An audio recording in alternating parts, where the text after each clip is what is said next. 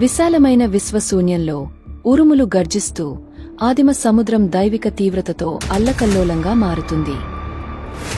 ఆకాశం నుండి గందరగోళ వర్షాలు కురుస్తుండగా ఇంద్రుడు మరియు దేవతలు భయంతో వెనక్కి తగ్గారు.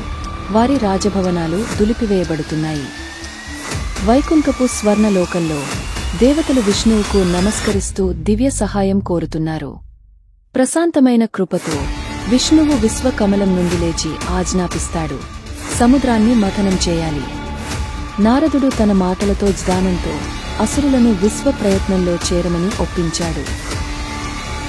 దేవతలు మరియు అసురులు కలిసి మందర పర్వతాన్ని సముద్రంలోకి లాగి దైవిక రసవాదానికి వేదికను ఏర్పాటు చేస్తారు.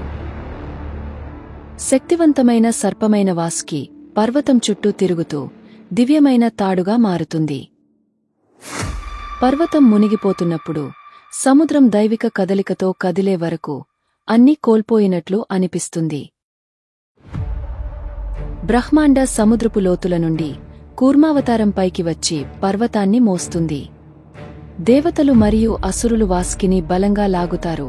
మథనం మొదలవుతుంది. తిరుగుతున్న నురుగు నుండి ఒక మెరుపు పైకి రావడం ప్రారంభమవుతుంది. సముద్రంలో దాగి ఉన్న రత్నాలను వెలికితీస్తుంది. దివ్య జలాల నుండి కమలంపై లక్ష్మీ అమ్మవారు, కామధేనువు మరియు చంద్రుడు వెలసి వస్తారు. దేవతల బహుమతులు వెలుగులోకి వస్తున్నాయి.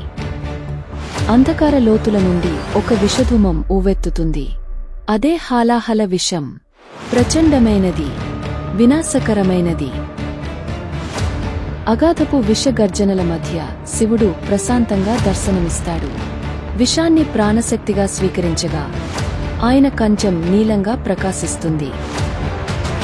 అప్పుడు అల్లకల్లోల మథనసాగరం నుండి దివ్యతేజస్సుతో ధన్వంతరి ఉద్భవిస్తాడు. ఆయన హస్తాల్లో అమరత్వ ప్రదాయిని అయిన అమృత కలశం వెలుగొందుతుంది.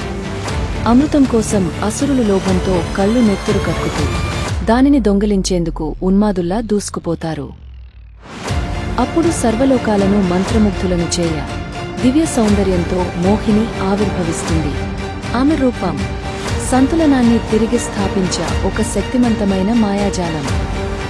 దివ్య సౌందర్య రాశి మోహిని అమృత కలశాన్ని ధరించి దేవతలకు అమృతాన్ని ప్రసాదిస్తుంది. తుఫాను మధ్య విష్ణువు తేలియాడుతూ సుదర్శన చక్రం, శంఖాన్ని ధరించి బ్రహ్మాండ క్రమాన్ని ఆదేశిస్తాడు.